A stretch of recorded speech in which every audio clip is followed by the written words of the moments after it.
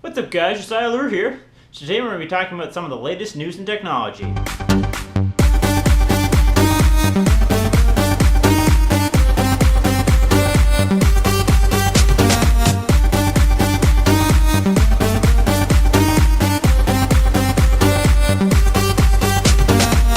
we're going to be talking about some of the latest news and technology, including stolen information from Sony, YouTube that's broken, Spotify news, and a new streaming service from Steam. So let's go! Today we're going to be talking about some of the latest news and technology. I know it's been a while. The last few weeks I've been doing unboxings, my first ever collaboration, which in fact if you haven't seen it, you need to check that out right here. It's pretty dang awesome. But anyway, here's the news that's been going on lately. So our first bit of news we're going to be talking about Sony. Now Sony last week got attacked in a cyber attack, and it was bad. No one officially has claimed responsibility for this attack, but in the way that they attacked and the way that they hit the target, it seems to be North Korea. North Korea was pretty enraged over the upcoming release of The Interview, which is a movie that was made by Sony Pictures mocking their beloved dictator, and when Sony refused to take it down, they got very pissed and said they would take retribution. So while it's not officially them, it's more than likely them. So what all did they get away with? Well, first of all, they stole 4 different DVD quality rips of movies. One including Fury, which has already hit theaters, but 3 other movies that haven't even hit theaters yet. So that was a pretty big blow for production-wise for Sony, but the bigger thing was the other information that they stole. Sony, I cannot believe you are this stupid. They put passwords in an unprotected spreadsheet document in a folder called passwords on their server. They also had information stolen including social security numbers, personal phone numbers, personal addresses for not only the actors that have worked with them, but also many of the company employees. This includes main brand actors including Sylvester Stallone himself. His social security number, his phone number, his address, and other personal information that Sony had has been released to the public in the World Wide Web. If you know how to dig it up, you can more than likely find it, as well as these movies. They went out on Torrent Freak. Not that I'm necessarily advocating watching them, because that is technically participating in piracy. That is now out there, and for those who want to see it, they can certainly go see it through many different opportunities. Unfortunately, it's not to say that Sony had it coming, but they kind of did.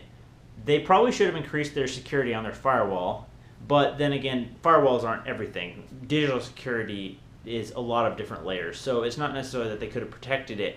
But why would you leave passwords in an unencrypted file in a folder called passwords in a document that says passwords? That's just begging to be stolen if someone ever got in there. So, wow, Sony, you really messed up. Thoughts and prayers go out to all these people who had their information stolen, because it's going to be a mess for them. Sony did say that they're going to be offering lifetime identity protection service for all these people who got involved in this hack, but it's going to be nasty pretty soon. In our next bit of news, I'm going to be talking about broken YouTube. Now, YouTube didn't really break, except for its counter on one certain video. That's right, Psy with Gangnam Style broke YouTube for the number of views on its video. See, when YouTube was originally created, they didn't think a video was going to get more than 2 billion views, which is what Psy's up to. So when they wrote it, they based it on a 32-bit integer, which caps off view limits on its basic coding level at 2 billion. Or more precisely, at 2,147,483,673 views, because that is the max number that you can have at a 32-bit integer programming level, or anything that's 32-bit. That's why you can only have 2 billion possible in most video games. So what did YouTube do? Well, they had to go back and recode their entire view counter system at a 64-bit, which sets the view count at about 2 to 3 trillion. Probably not going to hit that. YouTube came back in their normal funny way and said, we didn't think a YouTube video would ever hit 2 billion views. That is until we met Psy.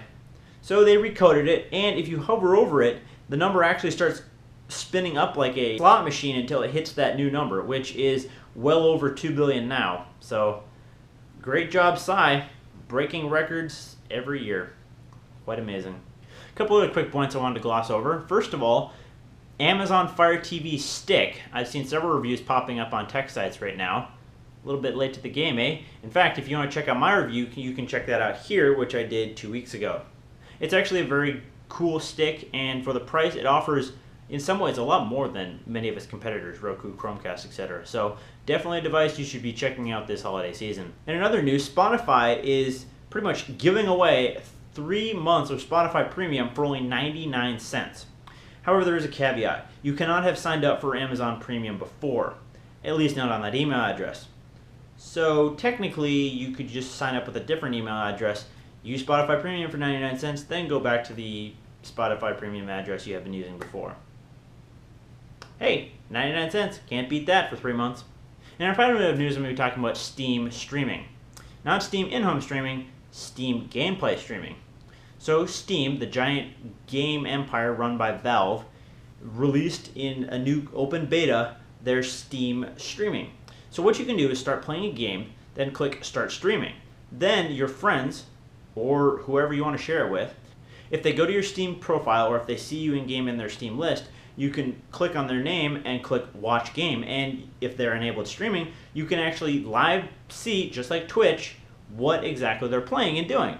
So this is exactly what Steam is doing. They're trying to compete with Twitch, but in a new and interesting way, because you can limit it to just your Steam friends or a private group of people, or you can just have it public like Twitch. Personally, I think that they have a long ways to go. First of all, they need to make it an easily viewed central website portal like Twitch does, where they have all of their different streamers broken up by different categories of games that they play or whatever.